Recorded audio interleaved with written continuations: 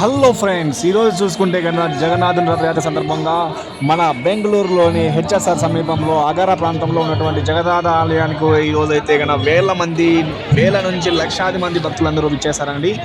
మీరు చూసుకుంటే కనుక ఎన్నో నలుమూలలలో ఉన్న బెంగళూరు ప్రాంతంలో ప్రజలు, అలాగే ఉద్యోగస్తులు, విద్యార్థులు అందరూ అనేది ఇక్కడ హాజరవ్వడం జరిగిందండి. ముఖ్యంగా చూసుకుంటే కనుక ఒడిశా ప్రాంతంలోని వాళ్ళైతే కనుక ఇక్కడ ఎక్కువ సంఖ్యలో పాల్గొని వాళ్ళు ఇక్కడ వాలంటీర్గా దేవునికి వచ్చేసరికి కార్యక్రమాలు నిర్వహిస్తున్నారండి. ఇక్కడ ఒరిస్సా ప్రాంతంలో ప్రజలు మాత్రమే ఇక్కడ గుడిని నిర్మించుకున్నారండి.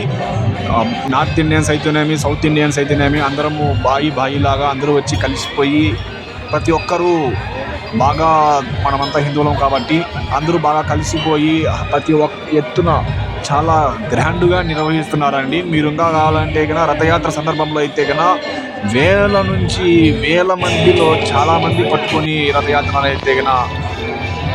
రథయాత్ర కార్యక్రమాన్ని జయప్రదం చేస్తున్నారండి. నేను వచ్చేసరికి మీకు దీనికి సంబంధించి చూపించేందుకు నేను చాలా విధాలుగా ప్రయత్నించానండి ఈ వ్లాగ్ చేయడానికి. ఈ వ్లాగ్లో చూసుకుంటే కనుక మనకు ఇక్కడ అగార ప్రాంతంలో జగన్నాథుని ఆలయం, అలాగే ఆంజనేయ ఆలయం మధ్య ఉన్నటువంటి తీవ్ర కిక్కిరిసిన భక్తులు ఎంతమంది అంటే అంతమంది వచ్చారండి. అది నెంబర్స్ మనం చెప్పలేము, కానీ చాలా అంటే చాలా ఎక్కువ మంది వచ్చారండి. అలాగే అక్కడికి వచ్చినటువంటి అంగిళ్ళు అయితేనేమి, అలాగే వాళ్ళ వ్యాపారస్తులు కూడా చాలా బాగా జరుగుతుందండి. పాపం వాళ్ళు పెట్టిన దానికి ప్రతిఫలం కూడా ఉంటుంది. వాళ్ళ ఈరోజు వచ్చిన వాళ్ళ సంకల్పానికి సంబంధించి అవి కూడా నెరవేరాలని మనస్ఫూర్తిగా కోరుకుంటున్నానండి.